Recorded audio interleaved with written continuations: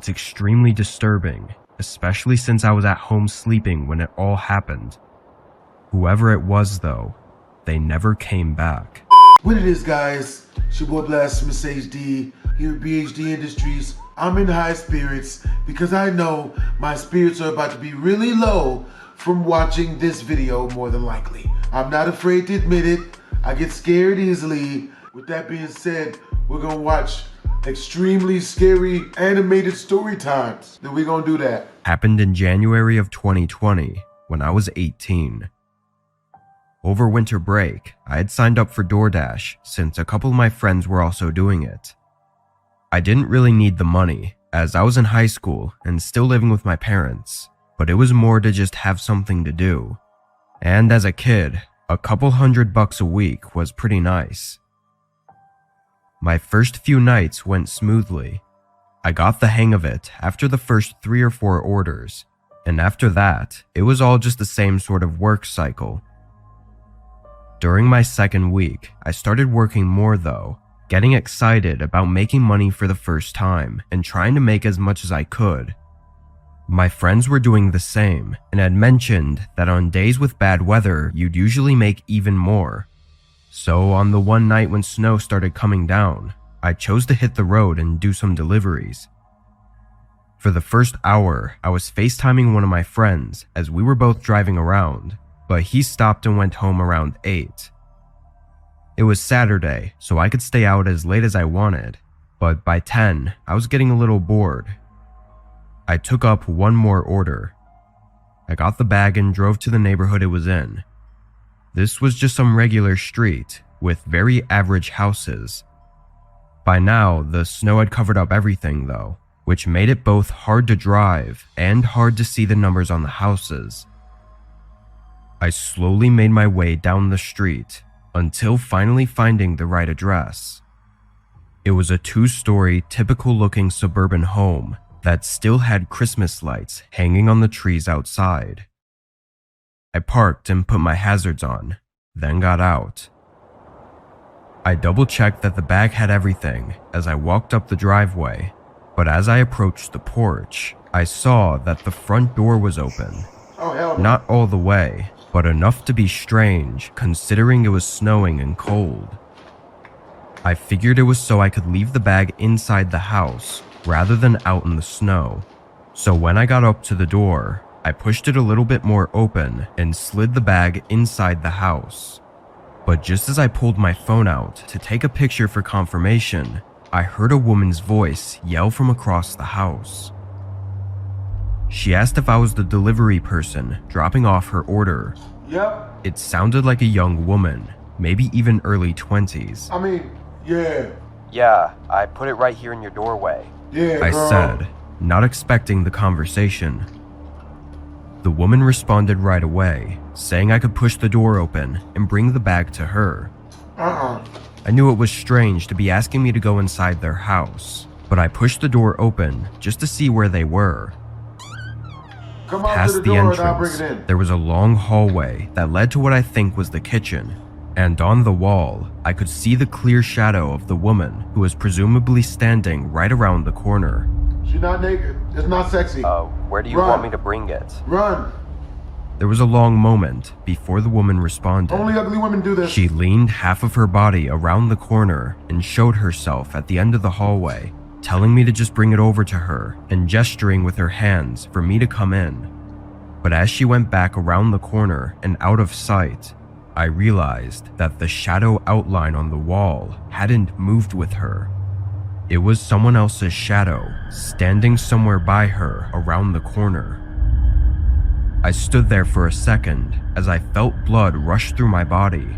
Then I quietly placed the bag down and took a few steps back before turning and rushing away from the house. I stumbled into my car and glanced back at the house as I pulled away.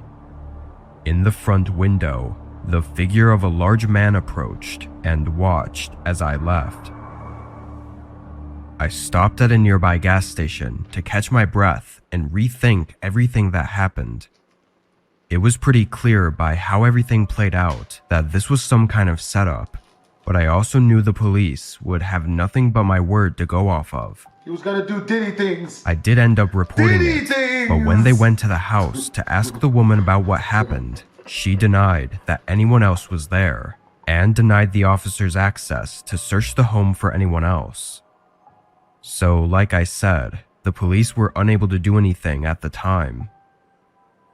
What the woman and the man were trying to do by getting me inside their house is unknown.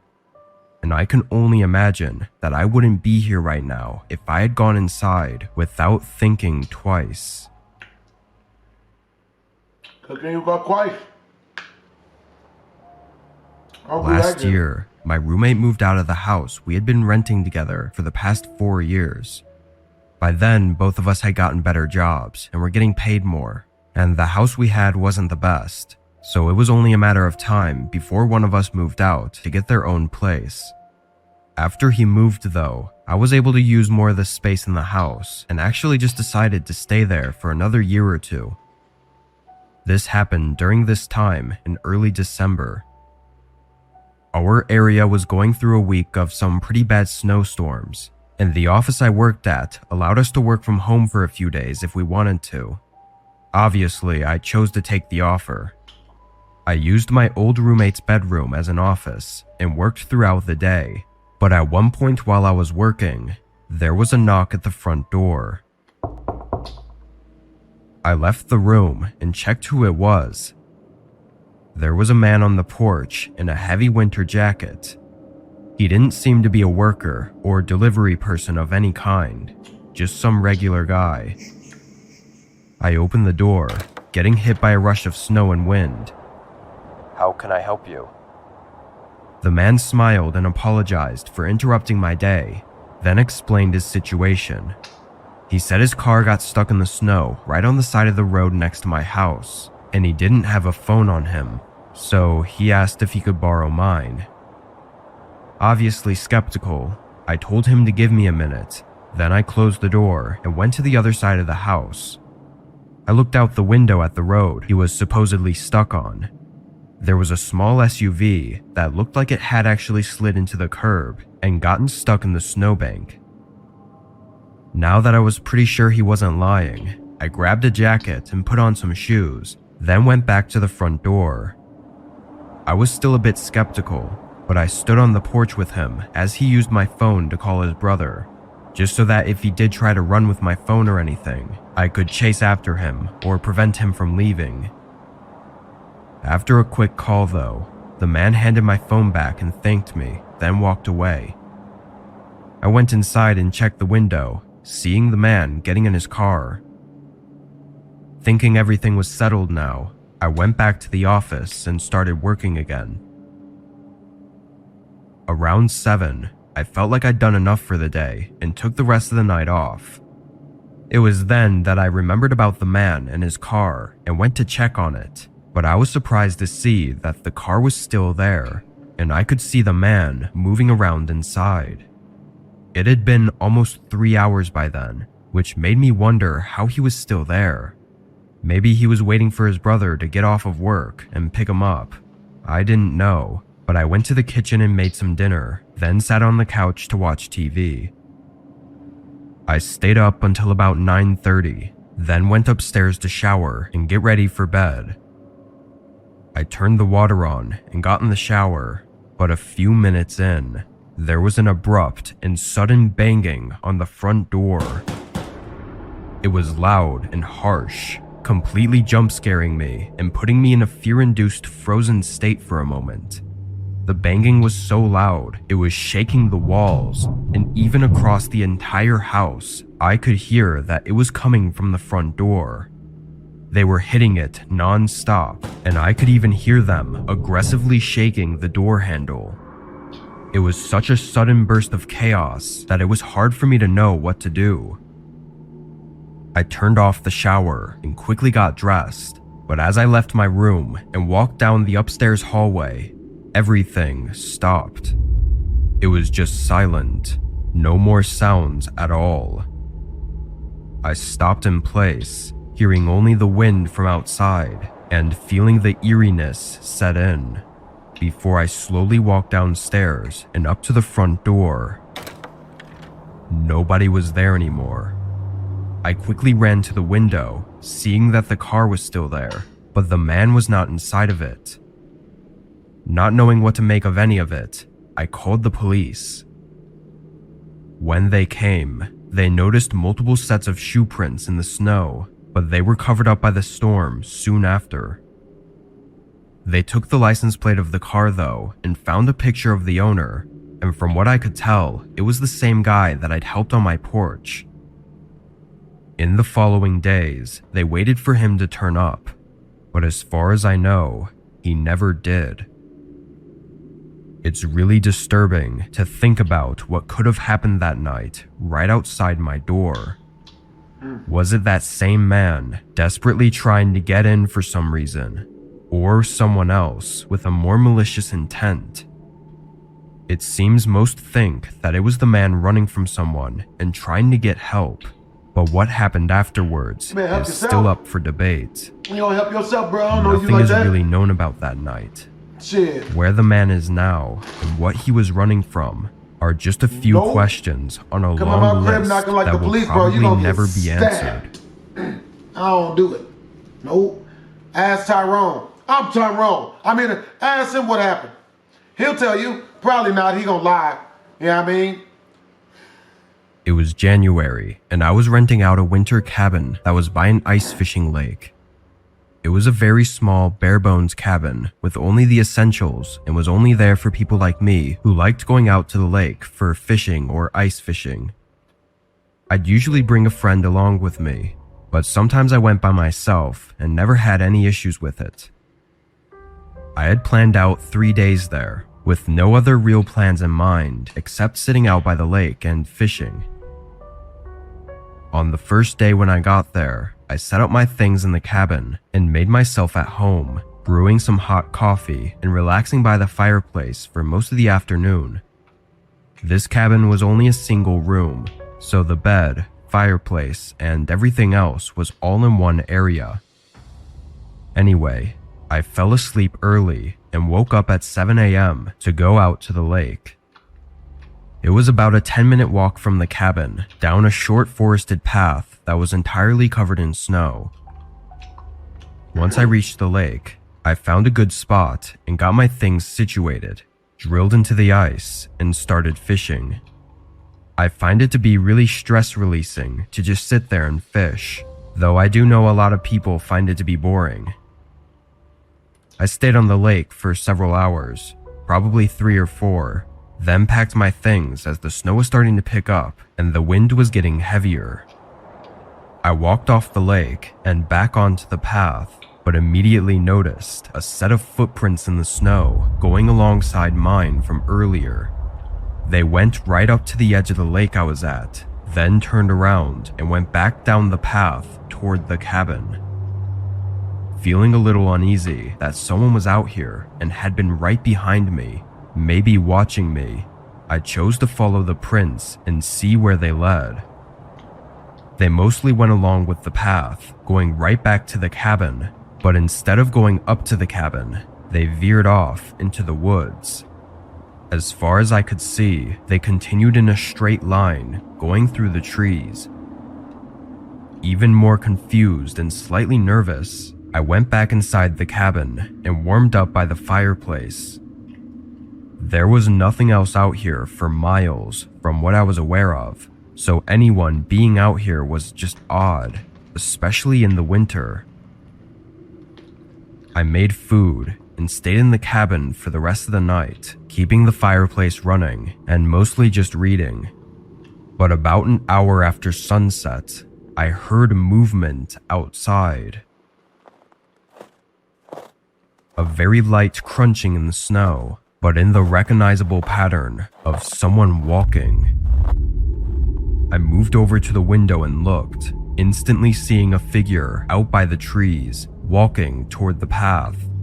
They were wearing thick clothing, covering every part of them, making it hard to get any details on what they looked like. Once they got to the path, though, they turned and started coming right for the cabin. I ducked my head down, now just listening to the footsteps getting closer and closer until they were right up to the wall. The footsteps moved to the side, coming right up to the window I was hiding under. Their shadow moved around, like they were peering inside the cabin, but then they stopped. I tilted my head up, seeing their eyes staring right back at me. I jumped away, now standing a few feet from the window, as the person quickly tried to lift it open. Word? I ran and grabbed a nearby knife, but after a few more attempts at opening the window, the person ran off.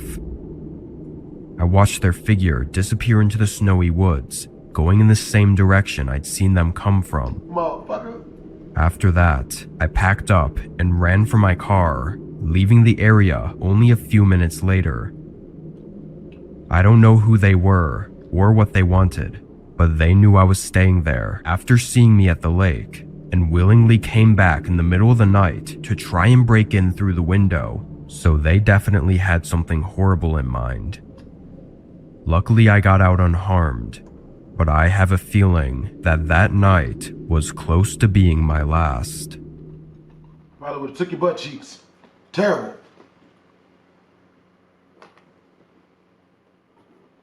This happened in 2015. I had just moved to a small house far from my hometown the year before, so I was still getting used to the area and hadn't met many people yet. I worked from home as well, which made it even harder.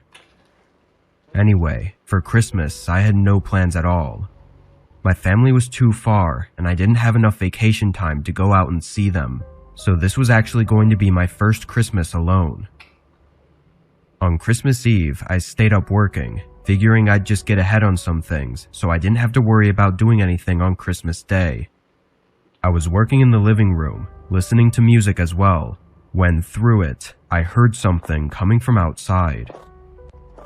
I pulled out one of the earbuds and listened, but didn't hear anything else, so I got up and looked around.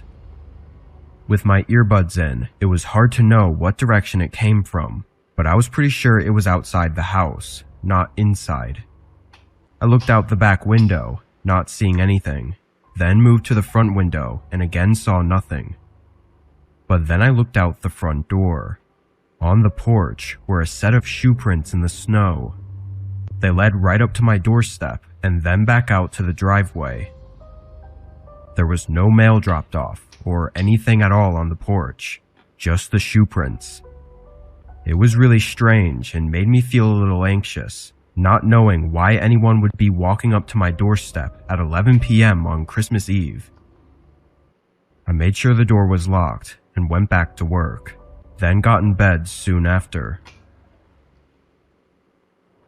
It was a bit strange waking up on Christmas morning, feeling like it was any other day. I brewed a cup of coffee and sat on my chair to watch TV. I think I spent the whole morning just sitting there and watching shows and movies. I gave my parents a call and talked to them for a bit, but that was really about all I did. I thought about going out, but it was really cold and the wind was really strong, so I just stayed in for the day. By 6 p.m., I had basically done nothing all day and made some dinner, planning on going to bed early, but then I heard something outside. It was the shuffling sound of footsteps in the snow coming toward the front door.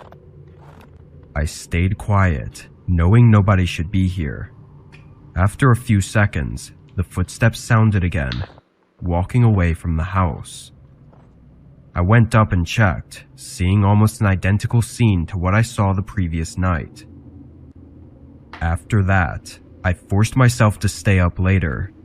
I kept my eyes open until probably around 10, before I guess I fell asleep on the couch.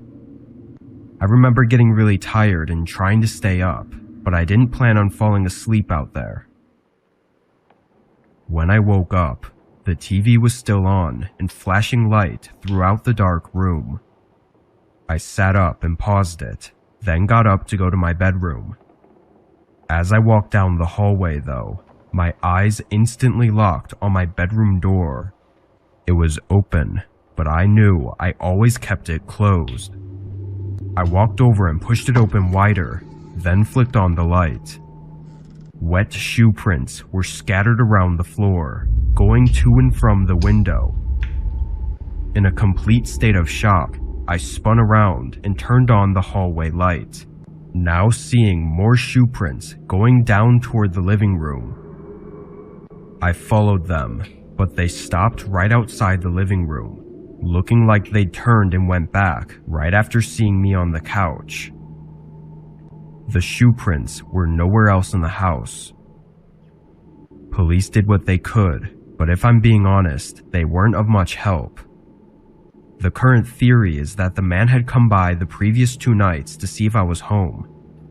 After not answering the door though, he likely thought I was away for the holidays. I know it's likely that he only broke into my house to rob me, but still, it's extremely disturbing, especially since I was at home sleeping when it all happened. Whoever it was though, they never came back.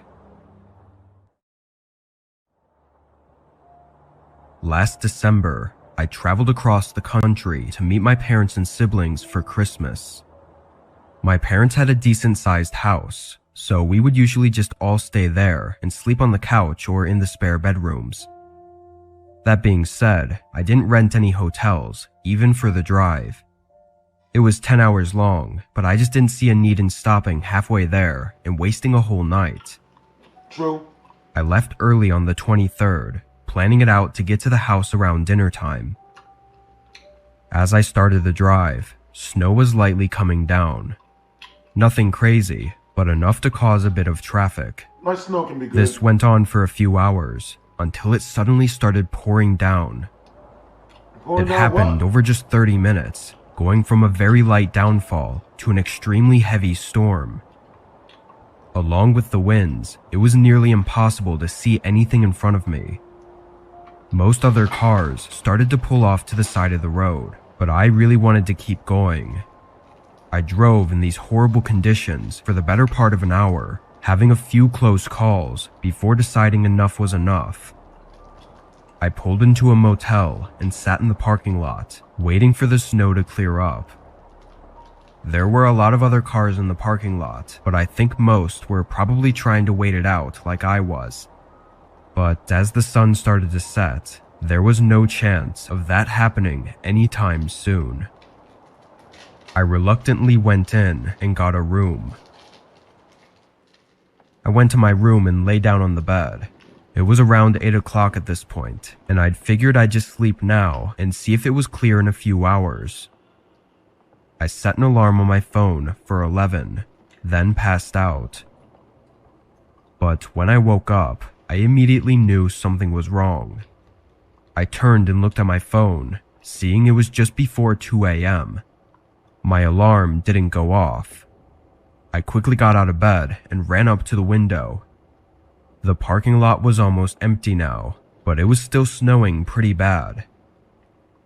I sat back on the bed, and after some thinking, I decided to take the loss and just spend the rest of the night there and hope for the best in the morning. I laid down, closing my eyes, but now that I was more calm, something caught my attention. A cold breeze blowing through the room, and the clear sound of wind. I sat up, seeing the window at the end of the bed was cracked open. I got up and shut it, but I was almost positive it was closed when I went to bed. It's something I definitely would have noticed, being that there was a whole storm outside. A rush of adrenaline went through me as I started to worry. I faced the rest of the room, now looking into the dark and standing still, listening for anything. Then I slowly walked around, checking for anything missing or any signs that someone had been inside. I didn't see or find anything until I went to check out the peephole. That's when I noticed that both locks on the door were now open. Someone had unlocked it from the inside.